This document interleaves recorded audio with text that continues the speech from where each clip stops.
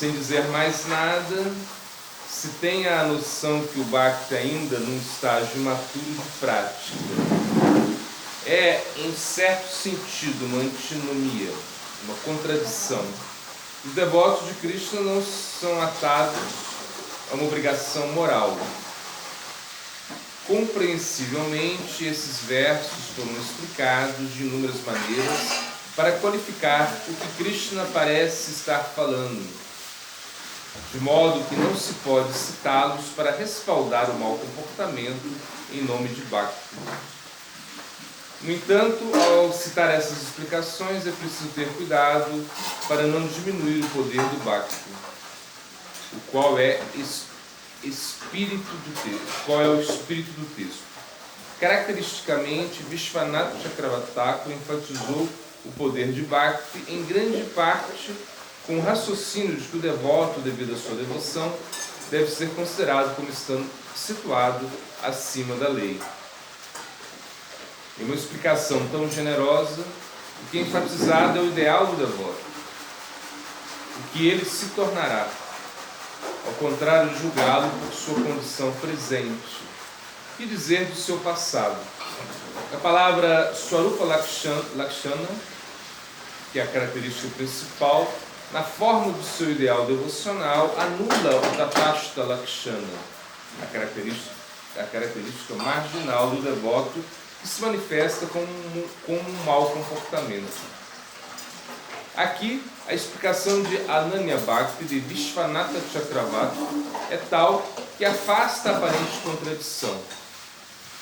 Se o devoto é Ananya Bhakti, que significa não estar desviado na vida devocional pura, então Sudacharo, o caminho do mau comportamento, o contradiz de alguma forma. Como uma pessoa poderia ser um Bhakti exclusivo, como por exemplo, Bhajante Man Anaya Bhakti e Ananyas Chintamayo Man, encontrado no verso 13 e 22, respectivamente, e ter ao mesmo tempo um mau comportamento. Assim sendo, Vishwanath Chakravarti Thakur explica Ananya Bhakti apenas como devoção exclusiva a Krishna e não a nenhum outro deus ou deusa. As palavras Kshipram Bhavati Dharmatma, no verso 31, são entendidas por Vishwanath Chakravarti, devido ao fato de estarem no tempo presente, para indicar o imediato ou contínuo logro do status da virtude. Assim, a pessoa que não deseja servir a nenhum outro além de Krishna, mesmo que ele tenha um mau comportamento, deve ser considerado santo. Respeito à mancha resultante do seu mau comportamento, ele é imediatamente retificado devido ao seu arrependimento e contínua determinação. Arjuna é comandado em anunciar isso ousadamente, e ao fazê-lo as pessoas verão o próprio Arjuna como digno de louvor. Aquele que pensa de maneira diferente está condenado a si mesmo, tendo ignorado a ordem de Krishna, a qual é o mandato escritural. Srila Vishwanath Chakravarti Thakur diz que uma pessoa deveria concordar com a afirmação feita acima, com a condição de que o devoto em questão se torne verdadeiramente virtuoso, Bhavati Dharmatma, abandonando seu mau comportamento. Pensando nisso, Krishna diz: Konteya Pratijanihi Name Bhakta Pranashati. Ó filho de Kunti, declare isso ousadamente, que meu devoto nunca perece. Então, mesmo que o devoto não se retifique ele mesmo, ainda assim ele é considerado uma pessoa santa.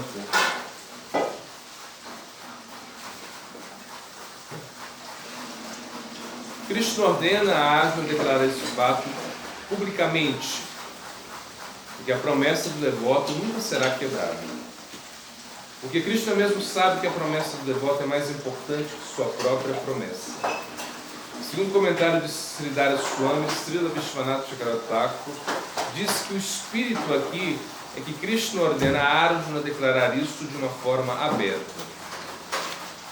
O resultado é que todas as pessoas vão adorar a Arjuna por isso. Apesar que podemos notar que comentários de Srila Vishwanath Chakravarti Thakur são de alguma forma liberais, Também se pode notar que quando os devotos têm um mau comportamento, eles mostram uma verdadeira atitude de remorso, ainda que eles não possam abandonar esse mau comportamento. Eles continuamente se condenam a eles mesmos. Então vemos que Srila Vishwanath Chakravarti não dá permissão para ter mau comportamento em nome de devoção. Em seu Bhakti Sandarbha, Jiva Goswami diz que os versos são uma tentativa de incutir fé inicial no Bhakti exclusivo, o qual, ao ser obtido, se evolui para uma fé profunda, fé nas descrições das Escrituras, a respeito da prática apropriada do Bhakti. Não existe também carência de afirmações escriturais que condenam os maus comportamentos de todos os tipos. Não, existe uma falta de carência. Não existe também carência de afirmações escriturais que condenam os maus comportamentos de todos os tipos. Né? Ou seja, que as escrituras falam que é papa. Né? Jiva Goswami diz que pensar que os devotos são absorvidos do mau comportamento é a opinião de pessoas que não têm uma educação escritural. Para Jiva Goswami, a palavra piche, no verso 30, significa apesar de, indicando que o mau comportamento da conduta do devoto é de fato uma mancha. A piche pode ser entendido como ainda que, implicando que no verso 30 fala apenas de um caso hipotético, em qual um devoto realiza algo que para uma Ananya Bhakti não é possível. Indesviável, Ananya, devotos Bhakta, os devotos deste calibre não se desviam. Se semelhante devoto exibe esse impossível mau comportamento, pode ser arranjo de Krishna para o seu próprio propósito. Krishna pode fazer que um devoto que é quase perfeito caia, depois do qual o mesmo devoto se levanta usando humildade suficiente para alcançar o estágio perfeito da devoção. Ainda que um devoto faça uma coisa imprópria no processo devocional, como por exemplo enganar a outro para envolvê-lo no serviço a Krishna, ele deve ser considerado um santo. Se esse devoto vem de uma experiência de vida de mau comportamento, isso poderá trazer consequências na sua vida, na sua nova vida devocional. Por isso, ele não deveria ser condenado, ao contrário, deveria ser considerado santo. A terceira bela explicação encontrada nos escritos de Kedarnath Bhaktivinoda Thakur. A harmonia mais elevada nessa interpretação aparece nos escritos de seu Jiva Goswami em seu Bhakti Sandarbha. A exposição de Jiva Goswami dele sobre Raganuga Bhakti, ele cita o verso 30 para dar suporte à ideia que os devotos no caminho de Raganuga Bhakti estão absolvidos ou isentos de seguir os códigos da religião detalhados do Dharma Shastra. Ordinariamente, a violação desses códigos é considerada como irreligião. Entretanto, porque os devotos estão sob a jurisdição do Bhakti, ou a suprema expressão do Dharma, o Prema Dharma, ele não necessita estar preocupado com esses mandatos religiosos menos elevados.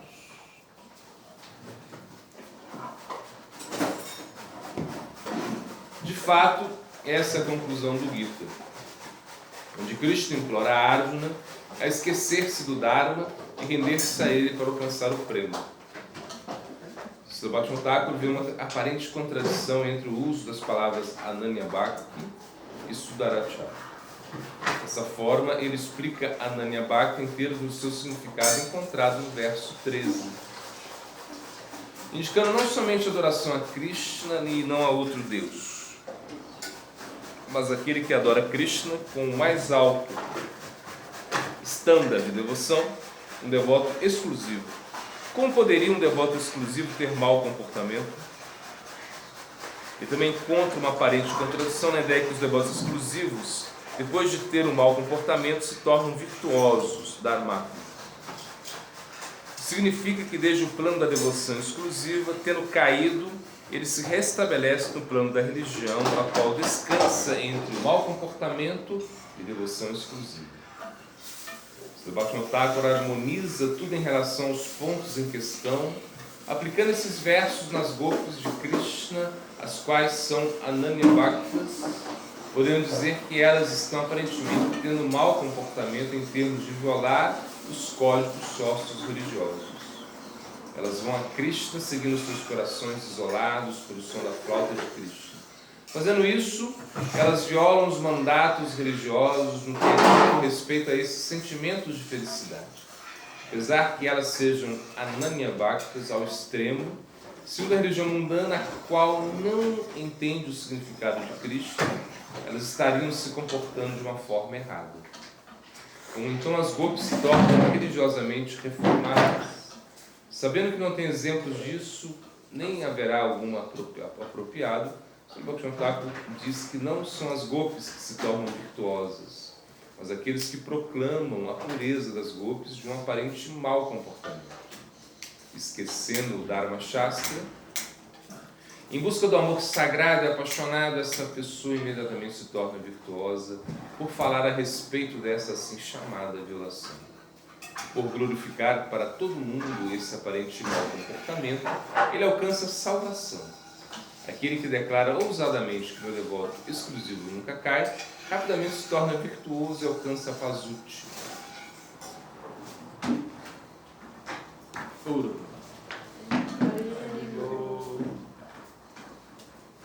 Você pode fazer um resumo? É tipo a prova final, assim, né? Você pode fazer um resumo pra gente, Melesh? É que a gente nunca deve julgar um devoto por seu mau comportamento. Ou seja, esse aparente mau comportamento seria um devoto exclusivo. Né? Isso pode ser um arranjo de Krishna, que a gente fala Shobha Karma. O Shobha Karma é o karma que Krishna controla. Krishna controla o karma dos devotos que são exclusivos a ele.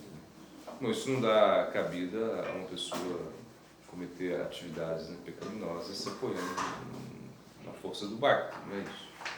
É quando ele cai acidentalmente e ele continua na sua jornada. Né? O que seria acidentalmente? É uma coisa que, ou seja, isso é outra coisa. Se uma pessoa, ela por uma debilidade, né, um devoto está praticando. Né? Então, o seu poder do bhakti. O bhakti é tão poderoso, né, que ele não que você cometa uma atividade pecaminosa, ou seja, mesmo que você caia, que você se desvie por algum momento, e se você se arrepende, né, então significa que o bhakti vai te levar adiante, ou seja, esse é o poder do bhakti. Né? Ele não precisa da purificação, do momento. Né? Ou seja, o bhakti é independente disso, é mais forte. Aí se a pessoa se arrepende, se ele medita nisso, né? Então ele continua na sua prática, ou seja, a sua prática não é alterada. Né? Ou seja, ele caiu, mas ele continua praticando. Então o devoto não tem que se preocupar tanto com isso. Né? Isso que ele fala. Né?